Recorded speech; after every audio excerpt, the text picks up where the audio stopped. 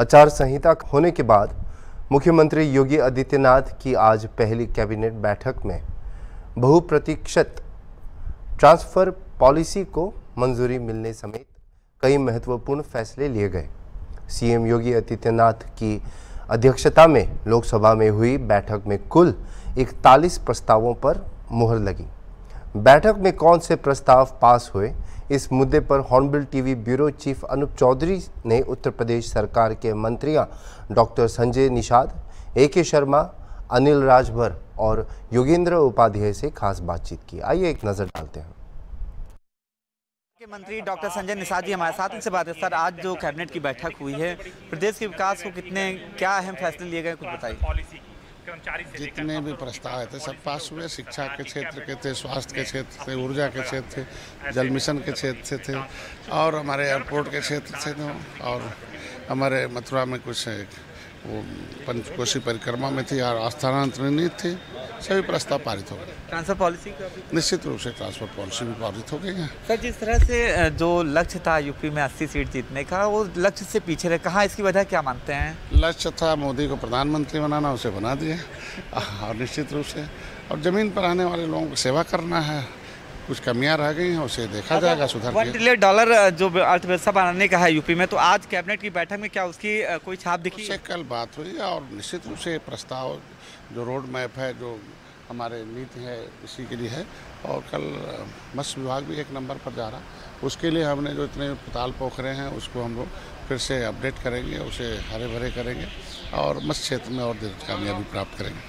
जाहिर सी बात है, जिस तरह से जो कैबिनेट की बैठक हुई और जो फैसले लिए गए हैं, उससे उत्तर प्रदेश के विकास को गति मिलेगी। और जिस तरह से उत्तर प्रदेश सरकार का जो ड्रीम प्रोजेक्ट है कि यूपी को $1 ट्रिलियन की अर्थव्यवस्था बनाना है, तो कहीं ना जो कैबिनेट के फैसले हुए हैं, तो उस $1 ट्रिलियन की अर्थव्यवस्था बनाने में उसको बहुत बड़ा जो बैठक हुई है उसमें बहुत बड़े फैसले लिए गए हैं, जिससे कि यूपी को $1 ट्रिलियन की अर्थव्यवस्था बनाया जा सके। उत्तर प्रदेश सरकार के मंत्री ए.के. शर्मा जी हमारे साथ, उनसे बात करें। सर, आज कैबिनेट की बैठक हुई थी, क्या फैसले लिए गए?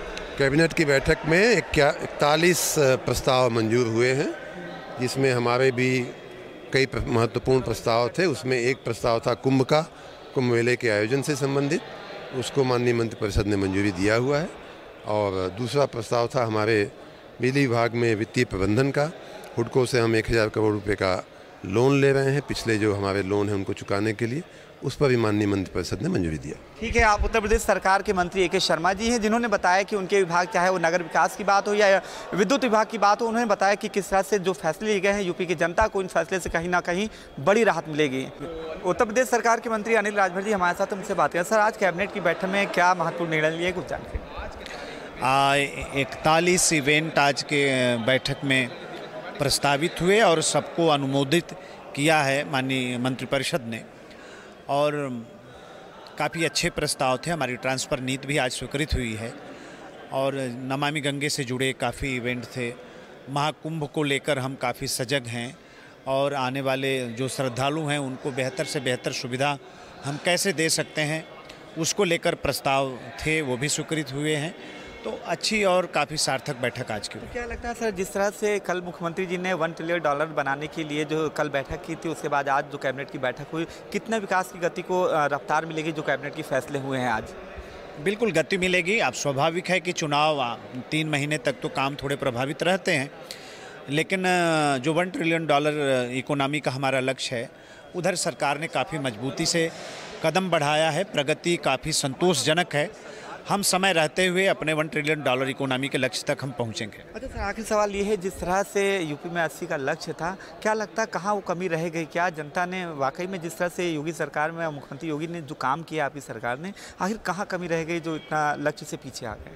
नहीं, कुछ तो हुआ, उसको स्वीकार करने में ज़रा भी संकोच नहीं है, लेकिन हमारे यहाँ चिंता करने की प्रवृत्ति नहीं है। अगर कुछ प्रतिकूल परिणाम आते हैं तो हमारे यहाँ चिंतन होता है। हार से सीखने की आदत है, हमारे यहाँ परंपरा भी रही है।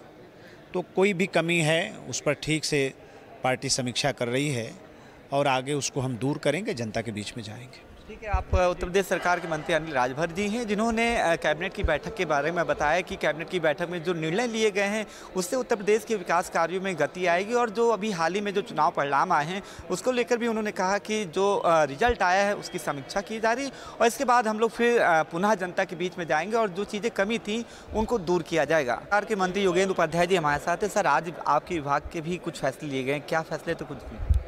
हमारे विभाग में उच्च शिक्षा विभाग है मेरा, और उच्च शिक्षा विभाग को उच्च शिक्षा को प्रसार और विचार प्रसार देने के लिए ये संकल्प था हमारा उत्तर प्रदेश के चुनाव से पहले, पिछले चुनाव से 22 के चुनाव से पहले, कि हर मंडल में एक सरकारी विश्वविद्यालय होगा।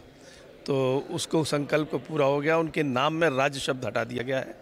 सबके जैसे माँ पाटेश्वरी देवी विश्वविद्यालय, सुहेल देव विश्वविद्यालय, और मुरादाबाद का नाम गुरु जम्भेश्वर जी महाराज के नाम पर रख दिया गया है। ऐसा क्यों किया गया नाम के लिए? थोड़ा सा नामकरण रखने से एक तो हमारी सभ्यता और संस्कृति का उन्नयन भी होता है, जीवंत होती है, और आने वाली संततियों को हम धरोहर के रूप में, विरासत के रूप में सौंप देते हैं। ठीक है, आप उत्तर प्रदेश सरकार के मंत्री योगेंद्र उपाध्याय जी हैं, जिन्होंने बताया कि उनके विभाग, क्योंकि हायर एजुकेशन मिनिस्टर हैं, उन्होंने बताया कि उनके विभाग में जो फैसले लिए गए हैं उससे जो है जो संस्कृति है और जो विरासत है उसको संभालने का, सहेजने का मौका मिलेगा।